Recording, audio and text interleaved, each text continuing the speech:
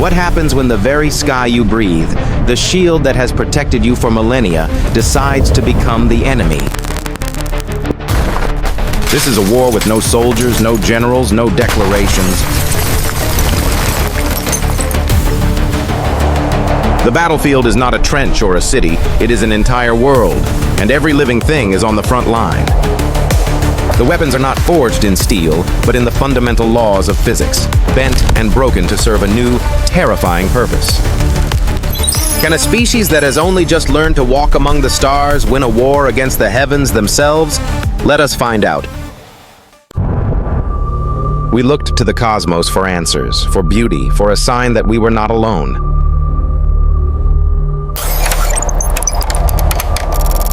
And in the dark, the universe answered. It was a ghost. The ancient remains of dead suns, adrift for billions of years, now set on a collision course with the living. Our greatest minds, our gods of silicon and electricity, ran the numbers. And the numbers delivered their verdict, a judgment from which there was no appeal. For the first time, humanity was united, not by hope, but by a common, inescapable enemy. An enemy that could not be reasoned with, could not be intimidated, because it did not even know we existed. A decision was made. You cannot hide from the storm. You can only tell the world to brace for impact. And so that night, 7 billion people looked up, not at the stars, but at the space between them, waiting for the end to begin. Destiny does not announce itself with a trumpet. It arrives as a whisper on the edge of the void. The first touch, not a crash but a kiss, the gentle, lethal kiss of interstellar dust. And with that kiss, the sky began to bleed. A fever dream of light painted across the edge of the world. A beautiful, terrifying aurora. The sky was putting on a light show to celebrate its own demise. The first signs of sickness. Our digital eyes began to see ghosts, phantoms in the machine. The delicate web of technology that held our world together began to feel the first tremor. The planet was not just moving through the storm, it was accelerating into its very heart. The night was no longer dark. It was alive with a rain of fire, a meteor shower that would never end.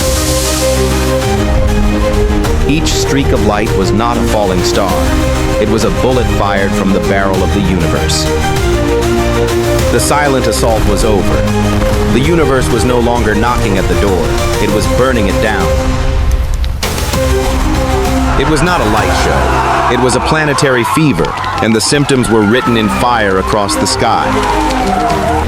Our sentinels in the void, our lonely outposts of metal and wire, were the first to face the full fury of the storm.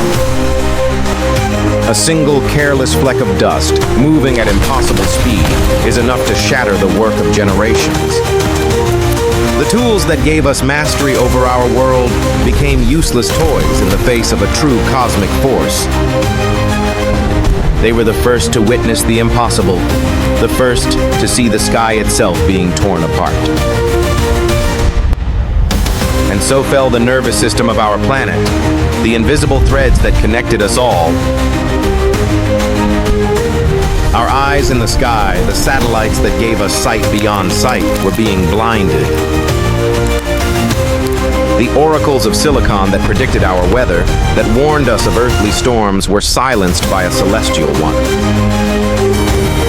The hidden swords we had placed in the heavens to protect us from ourselves were broken by a far greater threat. Our sky, once a symbol of infinite possibility, had become a graveyard of our own ambition. And on the ground, cut off from the digital heavens, mankind was officially and completely lost. This was the first stage of the apocalypse. Not fire, not flood, but silence, the death of information. The abstract world of numbers and markets, the lifeblood of our civilization, simply ceased to exist. The elegant, ordered dance of society ground to a halt. The gears of the world had seized. We had built wings of steel to conquer the air, only to have the sky itself become a forbidden land. The gods of Titan and Circuit Board, the architects of our modern age, were dead. And so began the second stage, the Great Fever. The planet itself was burning up. The very air we breathed, heated by friction to impossible temperatures, became an ocean of fire. A new invisible predator was born, the air itself a shimmering, killing haze. The planet was being cooked alive, its oceans boiling away into a sky that offered no relief. But humanity, when cornered, does not simply die. It builds, it dreams, it fights back. And in the deepest parts of the earth, we woke the sleeping giants we had built for just such a day. We called upon the power not of the heavens, but of the planet's own molten heart. An artificial heart of steel and fire, built to pump lifeblood not through a body, but around a world. A web of impossible power, a promise made in secret, spanning the globe. And humanity, pushed to the brink of extinction, prepared its answer to the uncaring void. Not with a sword,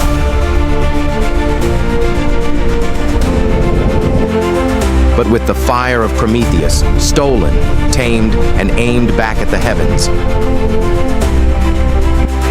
They drew a line in the sky, a shield forged from physics and sheer unbreakable will.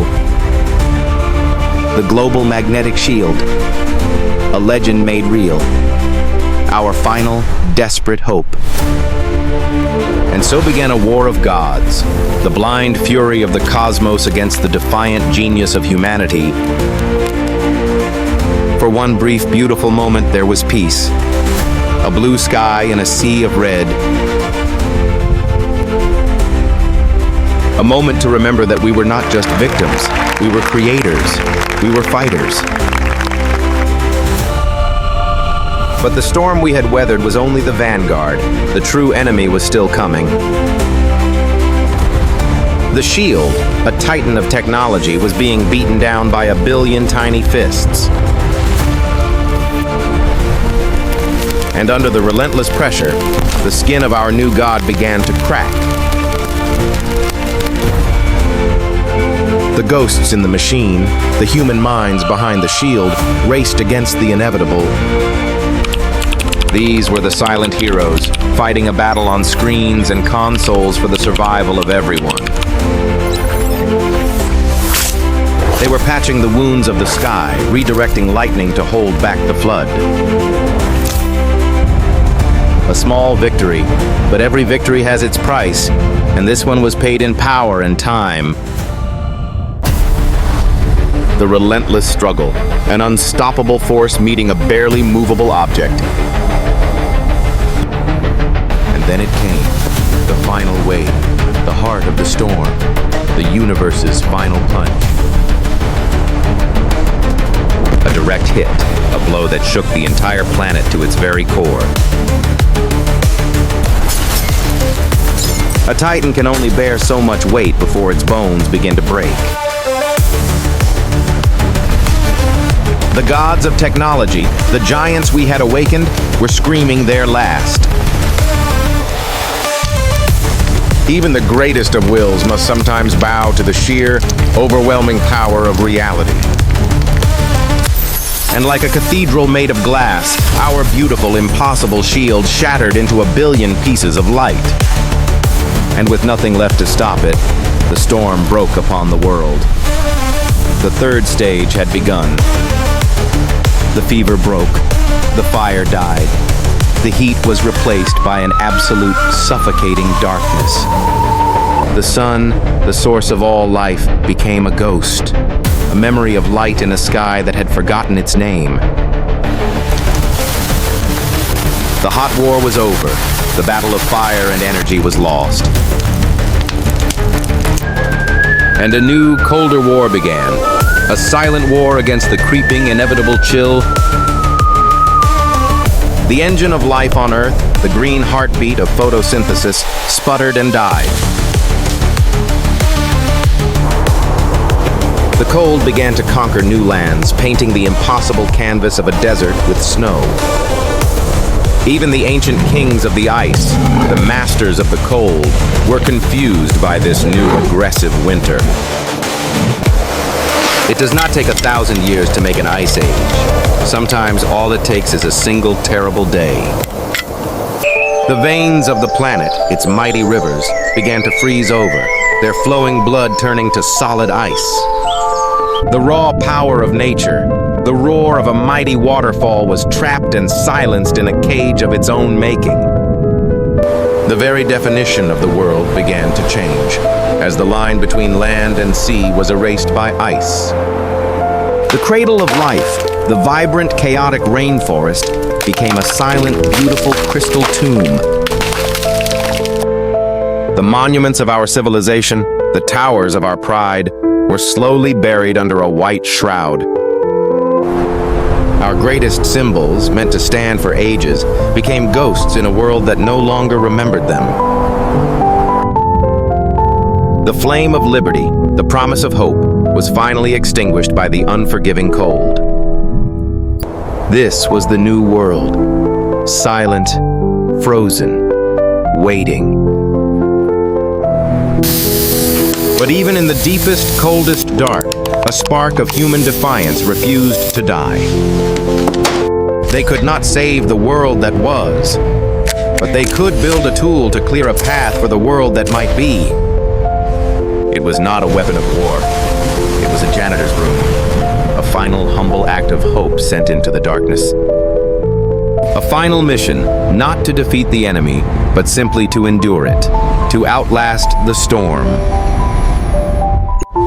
Pushing back the darkness, one particle at a time, a slow, patient, impossible task.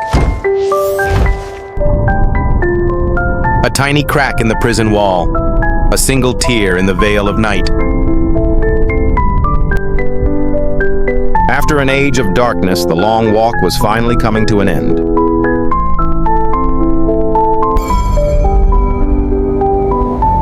The first ray of light to touch the earth in a generation. A warm greeting from a long-lost star, waking the frozen skin of the planet. The world that emerged was not the one that had entered. It was a wounded, scarred survivor. It was broken, it was changed, but it was alive. Because in the end, even after the gods of technology fail and the sky falls, life,